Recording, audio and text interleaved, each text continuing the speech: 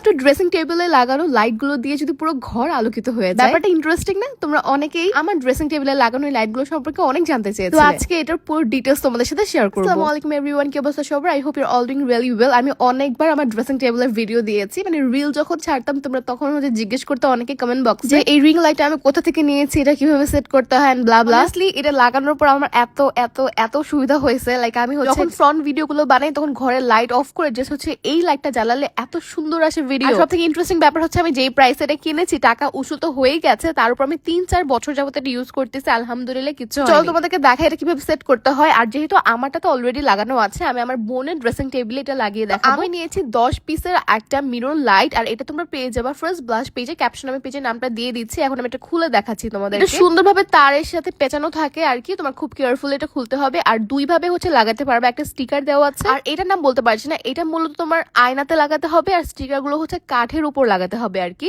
So আমি হচ্ছে sticker গুলোই লাগাবো কাঠের উপর, কারণ আয়নাতে লাগালে না অনেক ক্লোজ হয়ে যাবে লাইট গুলো। সো আমি এখন স্টিকার গুলো খুলে খুলে এক একটা লাইটে লাগাচ্ছি। এটা যেহেতু বোথ সাইডেড আঠা, তো এক পাশ হচ্ছে লাইটে লাগাতে হবে, আরেক পাশ খুলে হচ্ছে তোমার কাঠের উপর লাগাতে হবে। আমি একটা একটা করে প্রত্যেকটাতে লাগিয়ে নিচ্ছি। আগে ভালো করে মেজার করে নিবা যে কোনটা কোন পাশে লাগাবা। আমি না খুব তাড়াহুড়োতে লাগিয়েছি দেখে একটু উল্টাপাল্টা হয়ে গেছে। আগে ভালো করে ডিসাইড করে নিবা যে কোন পাশে কোন লাইটটা বসবে, তাহলে দেখবে যে সুন্দরভাবে সেট করা যাবে। আমি একে একে স্টিকার গুলো সরিয়ে লাইট গুলো লাগিয়ে নিচ্ছি। আর আমি আগে বলেছি যে আমি যেহেতু একটু তাড়াহুড়ো করেছি তাই একটু হচ্ছে উল্টাপাল্টা হয়েছে আর এটা যদি ঠান্ডা মাথায় আমি সুন্দর করে লাগাতে পারতাম, মানে আমার ঘরের ড্রেসিং টেবিলে যেভাবে লাগিয়েছি, তাহলে এটা আর একটু সুন্দরভাবে লাগানো যেত। এই জিনিসটাতে না পুরো ঘর আলোকিত হয়ে যায়, মানে লাইট এতগুলো যে একবার জ্বালালে পুরো ঘর দেখো সুন্দরভাবে আলোকিত হয়ে গেছে। একটা চার্জারের কর্ডের কিন্তু আমি এটা সেট করছি। এবার দেখো কত সুন্দরভাবে লাইট গুলো জ্বলে গেল। আর কিন্তু শেড তিনটা, একটা হোয়াইট কালার, একটা ওয়ার্ম কালার, আর একটা হচ্ছে তোমার ইয়েলো। ওয়ার্ম কালার না ভিডিও গুলো অনেক সুন্দর আসে, আর তোমরা হচ্ছে এটা সামনে বসে মেকআপও করতে পারবা, ঘরে কোনো লাইট জ্বালানো লাগবে না। জানি না কেন এখন হচ্ছে বেশি একটা আলো বোঝা যাচ্ছে না, বাট